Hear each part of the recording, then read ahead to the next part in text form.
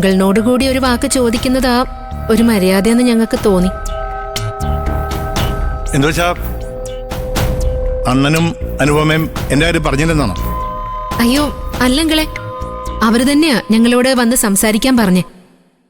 അങ്കിളിനെ അനുപമ നേരിട്ട് വിളിക്കാന്നും പറഞ്ഞിട്ടുണ്ട്.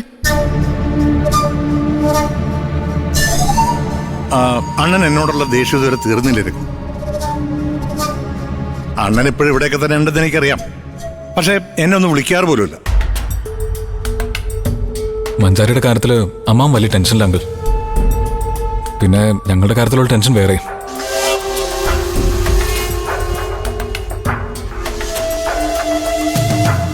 അതിപ്പോ അങ്കിൾ ഒന്ന് സമ്മതം മൂളിയ നിങ്ങളുടെ കാര്യത്തിന് പരിഹാരം ആയല്ലോ രഘുവേട്ടാ. അതെ, അതോടെ അച്ഛന്റെ പാതി പ്രയാസം മാറിക്കിട്ടും.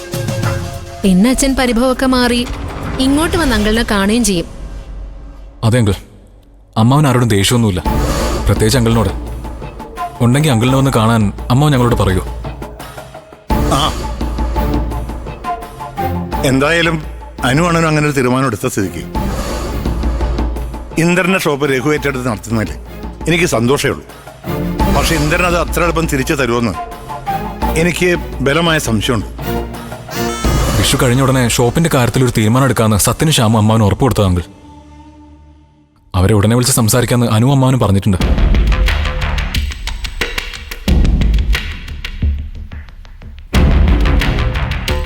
നടക്കുകയാണെങ്കിൽ നടക്കട്ടെ അങ്കിളെ. രഘുവേട്ടൻ രക്ഷപ്പെട്ട് കാണുക എന്നുള്ളത് നമ്മുടെ ഒരു ആഗ്രഹമല്ലേ. വലിയ ബിസിനസ്സുകാരനൊക്കെ ആവുമ്പോൾ ഞങ്ങളെ കൂടി ഒന്ന് ഓർത്താൽ മതി. വലിയ ബിസിനസ്സുകാരനൊന്നും ആവണ്ട. പിന്നെ അത്യാവശ്യം പിടിച്ചു നിൽക്കാൻ പറ്റിയാൽ മതി. ഏതായാലും അനുപമയുടെ നല്ല മനസ്സിനെ അഭിനന്ദിക്കാതിരിക്കാൻ പറ്റില്ല. അവളുടെ പേരിലുള്ള ഷോപ്പ് തിരിച്ചു വാങ്ങി രഘുവിന് കൊടുക്കാനുള്ളൊരു മനസ്സവളൊക്കെ ഉണ്ടായല്ലോ. മറ്റൊന്നും ഓർത്തില്ലെങ്കിലും അനുപമയും അവളുടെ മോനെയും നീ ഓർക്കണം രഘു. എന്നും അവർ ബുദ്ധിമുട്ടാതെ ജീവിച്ചു പോകുന്നുണ്ടെന്ന് നിങ്ങൾ രണ്ടുപേരും ഉറപ്പുവരുത്തണം. അത് പിന്നെ പ്രത്യേകിച്ച് പറയണോ അങ്കിളെ? ഇതൊന്നും കിട്ടിയില്ലെങ്കിലും അനുപമയും മോനെയും ഞങ്ങൾ നോക്കാതിരിക്കോ? അവൾക്ക് എന്നും ഞങ്ങൾ ഉണ്ടാവും അങ്കിളെ. ആ അത് മതി. എന്നാ ഞങ്ങൾ ഇറങ്ങട്ടെ അങ്കിളെ. ഇപ്പൊ പോയാലേ രാത്രിക്ക് മുമ്പ് പഞ്ചരത്നത്തിൽ എത്താൻ പറ്റൂ. ശരിയെന്നാ, ലേറ്റ് ആക്കണ്ട. ഓക്കെ, ബാക്കി കാര്യങ്ങളൊക്കെ അതിൻ്റെതായ വഴിക്ക് തന്നെ നടക്കട്ടെ. ശരി, ഓക്കെ. പോയിട്ട് വരാം അങ്കിളെ. ശരി മോളെ. പിന്നെ കാണാം. ഓക്കെ രഘുവേട്ടൻ, ഓൾ ദ ബെസ്റ്റ്.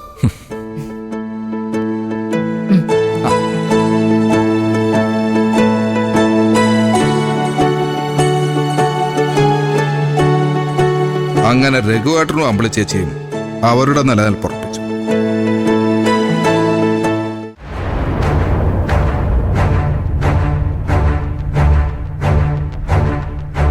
അത് ശരി, അപ്പൊ അതായിരുന്നു പരിപാടി. തറവാട്ടിൽ നിന്ന് സമ്മതം കിട്ടിയ രഘുവേട്ടന് വേണ്ടി അച്ഛൻ ആ സ്വർണം പണയം വെക്കുമായിരുന്നു അല്ലേ? അതന്ന് തന്നെ അച്ഛൻ പറഞ്ഞതല്ലേ ചിരു, എന്റെ ഭാര്യയുടെ സ്വർണം ഞാൻ എന്റെ ഇഷ്ടം പോലെ ചെയ്യുമെന്ന്. ഞാൻ വിചാരിച്ചത് അതൊരു വാശിക്ക് പറഞ്ഞതാണെന്നാ. ഇതിങ്ങനെ വിട്ടാ ശരിയാവില്ലല്ലോ വിനേട്ടാ. അതൊക്കെ തീരുമാനിക്കേണ്ടത് നീയാ. ഞാൻ അറിഞ്ഞ കാര്യങ്ങൾ വന്ന് പറഞ്ഞതേ ഉള്ളൂ. നമ്മൾ മിണ്ടാതിരുന്ന എല്ലാം കയ്യിൽ നിന്ന് പോയിട്ടേ നമ്മൾ അറിയും. എന്റെ വിനയ, ഇതിപ്പോ രഘു അമ്പിളി പറഞ്ഞിട്ടല്ലേ സ്വർണത്തിന്റെ കാര്യം നിങ്ങൾ അറിഞ്ഞത്. അവരങ്ങനെ കള്ളം കാണിച്ച് എന്തെങ്കിലും സ്വന്തമാക്കുമെന്ന് എനിക്ക് തോന്നുന്നില്ല. അങ്ങനെയാണെങ്കിൽ അവർക്ക് സ്വർണത്തിന്റെ കാര്യം പറയാതിരുന്നൂടെ? എന്റെ മാമ, ഈ രഘുവേട്ടനും അമ്പിളി ചേച്ചിയൊക്കെ ഒരു കണക്കിന് നിഷ്കളങ്കരാ. അവരുടെ മനസ്സിലൊന്നും നിൽക്കില്ല. പക്ഷേ അവർ വാങ്ങിച്ചെടുക്കാനുള്ളതൊക്കെ വാങ്ങിച്ചെടുത്ത ശേഷം നമ്മൾ അറിഞ്ഞിട്ടെന്താ കാര്യം? അതെ, സ്വർണത്തിന്റെ കാര്യം സംസാരിക്കാൻ തറവാട്ടിൽ പോകുന്ന കാര്യം അവര് പറഞ്ഞില്ലല്ലോ. അത് പണയം വെക്കാൻ പറ്റില്ലെന്ന് അറിഞ്ഞപ്പോഴല്ലേ പറഞ്ഞത്, അതും വേറൊരു വഴി കണ്ടുപിടിച്ച ശേഷം. ഏതായാലും എല്ലാ മക്കൾക്കും അവകാശപ്പെട്ട സ്വർണ്ണം അവിടെ ഉണ്ടല്ലോ ചീരു. ഇപ്പൊ അനുവിന്റെ കട രഘുവിന് കൊടുക്കാനല്ലേ തീരുമാനിച്ചിരിക്കുന്നത്. അതില് നിങ്ങൾ എന്ത് തടസ്സം പറയാനാ? അതൊക്കെ അനുപമയുടെ ഇഷ്ടമല്ലേ? അതെ, ആ രഘു എങ്ങനെയെങ്കിലും ഒന്ന് കര പിടിച്ചോട്ടെ വിനയ. അതിനുശേഷം നിങ്ങളുടെ കാര്യത്തിലും മാഷ് എന്തെങ്കിലും ഒരു വഴി കണ്ടുപിടിക്കുമായിരിക്കും. ഇനി എന്ത് വഴിയാ മാമ? ആ സ്വർണവും പഞ്ചരത്നം വീടും മാത്രമേ ഇനി അച്ഛൻ്റെ കയ്യിൽ ബാക്കിയുള്ളൂ. ഇതിപ്പോ അതിന്റെ മേലെയാണെങ്കിൽ എല്ലാവരും ഒരുപോലെ കണ്ണു വെച്ചിരിക്കുക. ചുരുക്കി പറഞ്ഞ തറവാട്ടിൽ നിന്ന് കിട്ടിയ 1 കോടിയിൽ ചീരുവിന് മാത്രം ഒന്നും കിട്ടിയിട്ടില്ല. അങ്ങനെ ഞാനത് വിട്ടുകൊടുക്കുന്ന കരുതണ്ട വിനേട്ടാ. അതിൽ 50 ലക്ഷം രൂപ അച്ഛൻ ചെലവാക്കിയതേ അനുചേച്ചിക്ക് വീട് വാങ്ങി കൊടുക്കാനാ. കട രഘുവേട്ടന് കൊടുത്തിട്ട് ആ വീട് സ്വന്തമാക്കാനായിരിക്കും അനുചേച്ചിയുടെ പ്ലാൻ. അത് ഞാൻ പൊളിക്കും.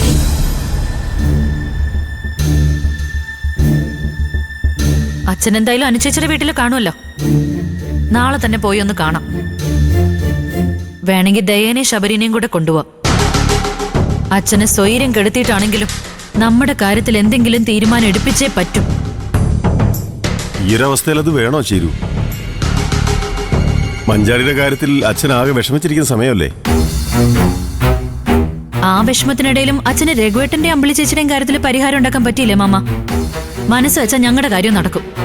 എനിക്ക് 2 പെൺമക്കളാ. ആ വിചാരെങ്കിലും വേണ്ടേ അച്ഛന്? 5 പെൺമക്കളെ അദ്ദേഹം വളർത്തി വലുതാക്കിയില്ലേ ചീരു? ദൈവം നമുക്ക് കുഞ്ഞുങ്ങളെ തന്നിട്ടുണ്ടെങ്കിൽ അവരെ വളർത്താനുള്ള ശക്തിയും നമുക്ക് തരും.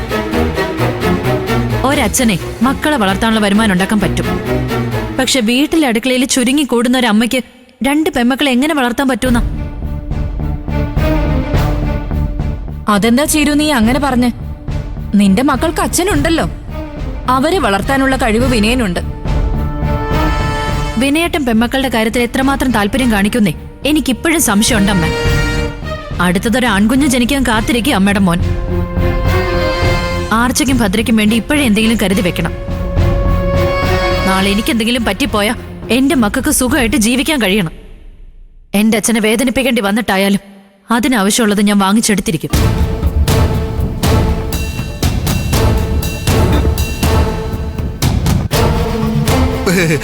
ചീരുവിന്റെ ഓരോരോ കാര്യങ്ങളെ അവള് പറയുന്ന കേട്ടോ വിചാരിക്കും ഞാൻ എന്റെ പെമ്മക്കളുടെ കാര്യങ്ങൾ മുഴുവൻ അവളെ ഏൽപ്പിച്ചിരിക്കുവാണ്. എന്ത് പറയാനാണെന്ന് പറഞ്ഞു. അയ്യ ശ്ശെ.